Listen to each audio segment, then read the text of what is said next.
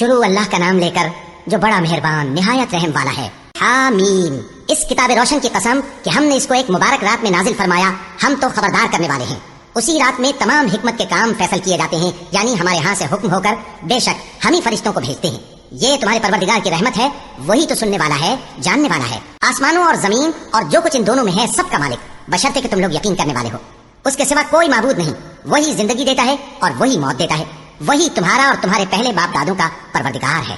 لیکن یہ لوگ شک میں پڑے کھیل رہے ہیں، تو اس دن کا انتظار کرو کہ آسمان سے صاف دھواں نکلے گا جو لوگوں پر چھا جائے گا، یہ درد دینے والا عذاب ہے۔ اس وقت وہ کہیں گے کہ اے پروردگار، ہم سے اس عذاب کو دور کر، ہم ایمان لاتے ہیں۔ اس وقت ان کو نصیحت کہاں مفید ہوگی، جبکہ ان کے پاس پیغمبر آ چکے جو ہمارے احکام کھول کر بیان کر دیتے تھے۔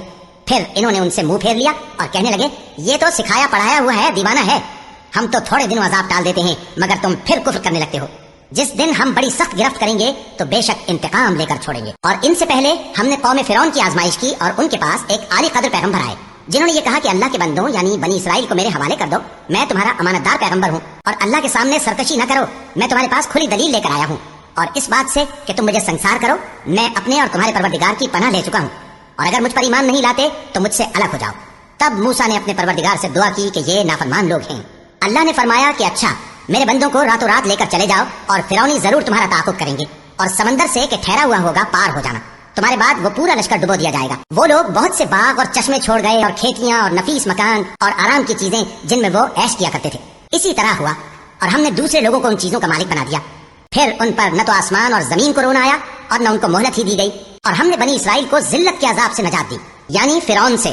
بے شک وہ سرکش اور حد سے نکلا ہوا تھا، اور ہم نے بنی اسرائیل کو اہل عالم میں سے علم کی بنیاد پر چنا تھا، اور ان کو ایسی نشانیاں دی تھیں جن میں کھلی آزمائش تھی۔ یہ لوگ یہ کہتے ہیں کہ ہمیں صرف پہلی دفعہ یعنی ایک بار مرنا ہے اور پھر اٹھنا نہیں، بس اگر تم سچے ہو تو ہمارے باپ دادا کو زندہ کر لا۔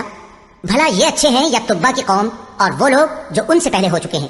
ہم نے ان سب کو ہلاک کر دیا، بے شک وہ گناہگار تھے۔ اور ہم نے آسمانوں اور زمین کو اور جو کچھ ان میں ہے اس کو کھیل کے لیے نہیں بنایا، ان کو ہم نے تدبیر سے پیدا کیا ہے، لیکن اکثر لوگ نہیں جانتے۔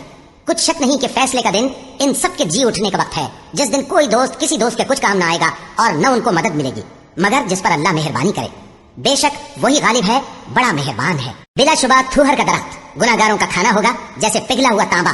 وہ تھوہر پیٹوں میں اس طرح کھولے گا جس طرح گرم پانی کھولتا ہے۔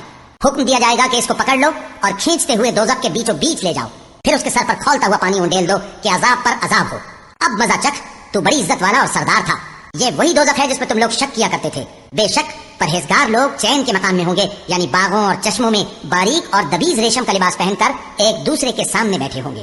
وہاں اس طرح کا حال ہوگا، اور ہم بڑی بڑی آنکھوں والی حوروں کو ان کی بیویاں بنا دیں گے۔ وہاں امن و اطمینان سے ہر قسم کے میوے منگائیں گے اور کھائیں گے، اور پہلی دفعہ کے مرنے کے علاوہ موت کا مزہ پھر نہیں چکھیں گے، اور اللہ ان کو دوزخ کے عذاب سے بچا لے گا۔ یہ تمہارے پروردگار کا فضل ہے، یہی تو بڑی کامیابی ہے۔ ہم نے اس قرآن کو تمہاری زبان میں آسان کر دیا ہے تاکہ یہ لوگ نصیحت حاصل کریں۔ بس تم بھی انتظار کرو، یہ بھی انتظار کر رہے ہیں۔